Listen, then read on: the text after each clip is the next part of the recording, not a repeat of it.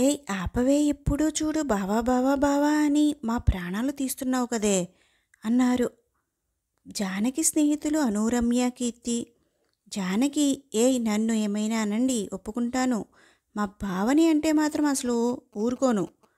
అను అబ్బో నీకు ఒకదానికే ఉన్నారు బావ, ఇంకా ఎవరికీ లేరు కదా. జానకి మీ అందరికీ కుళ్ళే నాకున్నా లాంటి బావ మీకు లేరు అని. కీర్తి మా అన్నయ్యని చూసి మేము ఏం కుళ్ళుకోము గాని నువ్వు మా అన్న పురాణం ఆపితే క్లాస్కి పోదాము. జానకి మూతి 30 వంకర్లు తిప్పుతూ తన క్లాస్కి వెళ్ళి కూర్చుంటుంది. అను కీర్తి రమ్య నవ్వుకుంటారు. రమ్య అసలు అన్నయ్య చాలా లక్కీ కాదనే, జాను లాంటి అమ్మాయి అతన్ని ప్రేమిస్తుంది. కీర్తి అవును నిజమే కానీ ఆ విషయం అన్నయ్యకి తెలియదు. అను హా అవునే. కాలేజీ అయ్యాక నలుగురు బయటికి వస్తారు. అందరూ జానకి బాయ్ చెప్పి వెళ్ళిపోతారు. జానకి వాళ్ళ బావ కోసం ఎదురుచూస్తూ కాలేజీ బయట ఉంది. అప్పుడే బుల్లెట్ పైన వచ్చాడు రఘు. బుల్లెట్ సౌండ్ విని తన బావే వచ్చాడు అని నిర్ధారించుకుని రఘు దగ్గరికి వచ్చింది జానకి. రఘు ఏం మాట్లాడకుండా కోపంగా తనని చూశాడు. రఘు కోపంగా ఉన్నాడు అని అర్థమయ్యి సైలెంట్గా బైక్ ఎక్కింది. ఫాస్ట్గా ఇంటికి తీసుకుని వెళ్ళాడు.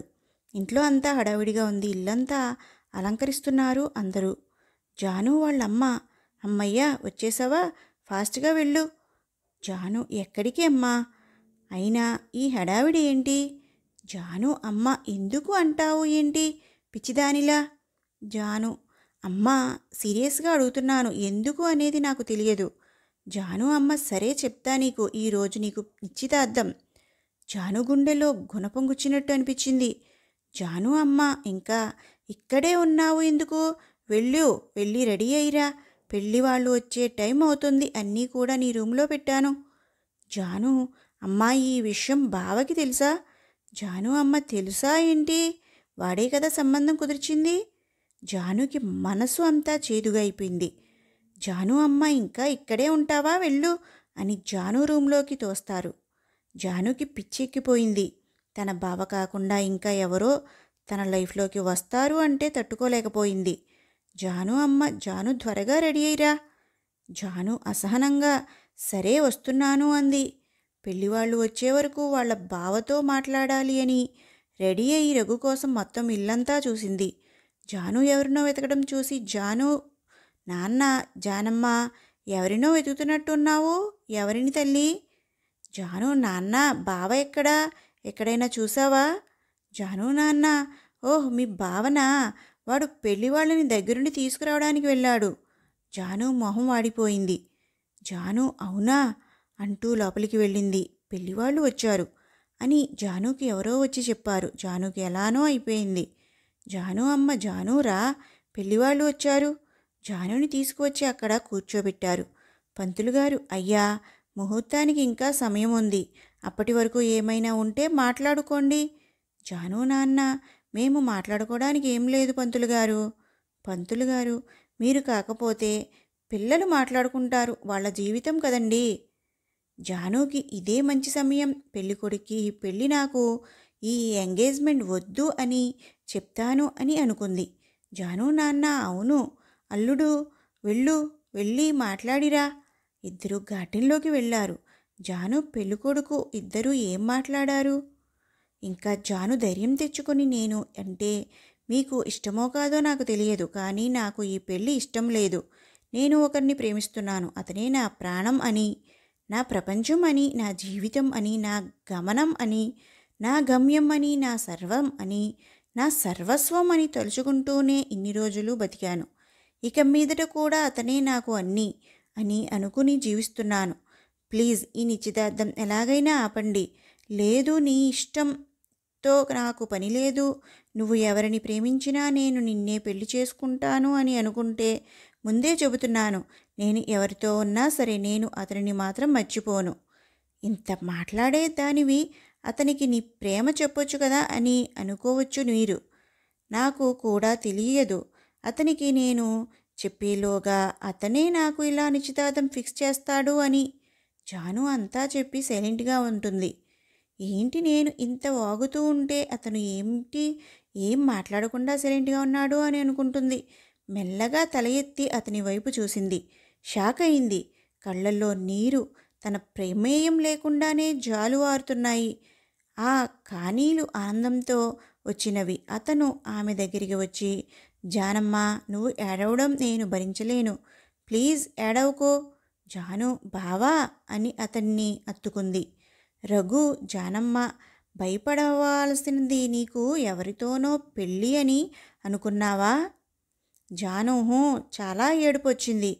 రఘు, నిన్ను నేను కాకుండా ఎవరో ఎందుకు చేసుకుంటారు? అలా చేసుకుంటే ధైర్యం ఎవరికి ఉంది? అంటే ఇదంతా ప్లానా? నన్ను అందరూ కలిసి ఏడిపించారా? హా, హూ, ఇదంతా నా ప్లాన్. ఏమిటి నీ ప్లాన్? ఆ, అవును, నేనే అత్తయ్య మావయ్యలకి నీకు నేనే పెళ్ళి కొడుకు అని చెప్పొద్దు అని చెప్పాను. జాను ఏడుపు మొహం పెట్టింది. అయినా జానమ్మ, నీకు అనుమానం రాలేదా? నీ నిశ్చితార్థం అంటే మా అమ్మా నాన్నలు ఉంటారు కదా, వాళ్ళు లేకుండా ఎలా జరుగుతుంది అనుకున్నావు? అది కూడా ఆలోచించలేకపోయావా? నువ్వు దూరం అవుతున్నావు అని బాధలో ఏదీ గమనించలేదు. రఘు నవ్వుతాడు. రఘు, పిచ్చిదానా, నువ్వంటే నాకు ప్రాణమే, నువ్వే నాకు అన్నీ. నీతో మాట్లాడకుండా, నిన్ను చూడకుండా నేను అసలు ఉండలేను. అలాంటిది నిన్ను నేను ఎవరికో ఇచ్చి ఎలా కట్టబెడతా? ఇంతవరకు కూడా నేనే నిన్ను పిచ్చివాడిలా ప్రేమిస్తున్నాను అనుకున్నాను. కానీ నువ్వు నాపై నువ్వు పెంచుకున్న ప్రేమను చెబుతుంటే నా ప్రేమ నీ ప్రేమ ముందు చాలా తక్కువ అనిపించిందే. నన్ను నువ్వు అంతలా ప్రేమిస్తున్నావు అని అసలు ఎప్పుడూ అనుకోలేదు. బావా, అలా నిన్ను నువ్వు ఎప్పుడూ తక్కువ చేసుకోకు. నిన్ను ఎవరు తక్కువ చేసినా నేను ఊరుకోను. నువ్వు కూడా అలా మాట్లాడకు. నాకు ఎలానో ఉంటుంది. బావా, అయినా ఇంత సడన్గా మన పెళ్లి చెయ్యాలి అని ఎందుకు అన్నారు? ఇంకా ఎన్ని రోజులు పెళ్ళి పెళ్ళాం లేకుండా ఉండాలే నేను? నువ్వు డిగ్రీ చదువుతున్నావు అని ఇన్ని రోజులు ఊరుకున్నాను. కానీ తమరు అసలు డిగ్రీ కంప్లీట్ చేసేలా లేరు కదా అని నేనే మావయ్యకి చెప్పాను. అదేంటి బావా అలా అంటావు? నీ ధ్యాసలో పడి నేను చదవలేకపోతున్నాను. అందుకే ఇంకా బ్యాక్లాగ్స్ ఉండిపోయాయి. నాకు తెలుసు నువ్వు ఇంకా చదవవు అని అర్థమయ్యే మావయ్యకి చెప్పాను. పెళ్ళి చెయ్యండి అని ఆయన కూడా సరే అన్నారు. అవునా? అవునా కాదు, అవును. నీ డిగ్రీ కోసం వెయిట్ చేస్తే నేను గ్యారంటీగా ముసలాయినవుతాను బావా అని గారంగా అంటుంది. సరే సరే, ఏడవకు. నా వల్లనే నువ్వు డిగ్రీ కంప్లీట్ చేయలేదు. ఇలా అన్నావు, బాగుంది. అయినా బావా, నేను చదువుకొని ఏం చేస్తా చెప్పు? చదువుకోలేదనుకో, నిన్ను నీ పిల్లలని అత్తయ్య మావయ్యలను మంచిగా చూసుకోవచ్చు. అదే చదువుకుంటే నన్ను జాబ్ చెయ్యమని చెప్తావు. చదువు వేస్ట్ అవ్వదు అని. కానీ అలా జాబ్ చేస్తే నిన్ను చూసుకోలేను. అందుకే మనకి చదువు వద్దు.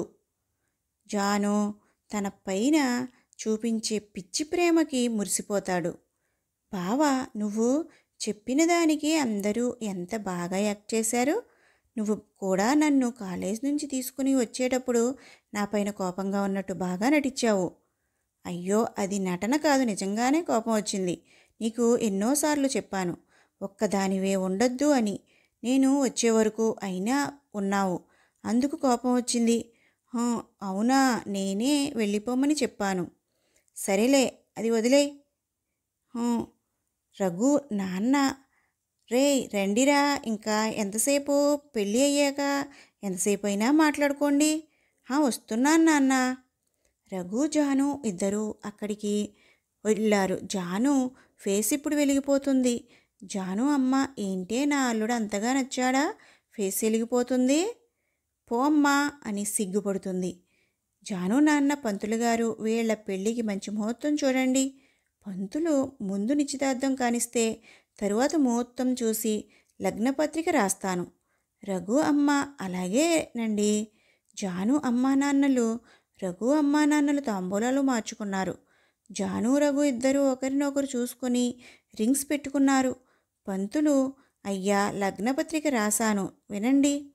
స్వస్తిస్త్రీ ప్లవనామ సంవత్సర చైత్రశుద్ధ నవమి అనగా శ్రీరామనవమి రోజు పొద్దున 10:30 నిమిషాలకు అశ్విని నక్షత్రమునందు చిరంజీవి లక్ష్మీ సౌభాగ్యవతి జానకిని చిరంజీవి రఘురాంకిచ్చి పెళ్లి జరుపుటకు పెద్దల చేత నిశ్చయించుకున్న శుభ లగ్నపత్రిక. రఘు అమ్మ చూసారా అన్నయ్య, శ్రీరామనవమి రోజే సీతాదేవి అయోధ్యలో అడుగుపెట్టినట్టు నా బంగారు జానకి కూడా నాకు కోడలుగా రాబోతోంది. అందరూ ఆమె మాటలకి సంతోషించారు.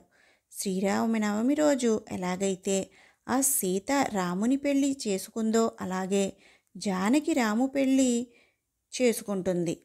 ఇలా అందరి దీవెనలతో సంతోషాల నడుమ జానకి పెళ్ళి జరిగింది. రామునికి ఇల్లాలు అయింది. తన ప్రాణాన్ని తన ప్రేమను పొందుపరుచుకుంది. తన భావని తన భర్తలా పొందింది. తన ప్రేమ తనకి దక్కింది. ఇప్పుడు వీళ్ళు కూడా ఆ సీతారామునిలా ఇప్పుడు ఒకరి కష్టంలో ఒకరు, ఒకరి ప్రేమలో ఒకరు ఎప్పటిలా ఉండాలి అని కోరుకుందాం. ఈ కథ మీకు నచ్చినట్టయితే లైక్ చేయండి, షేర్ చేయండి, సబ్స్క్రైబ్ చేయండి.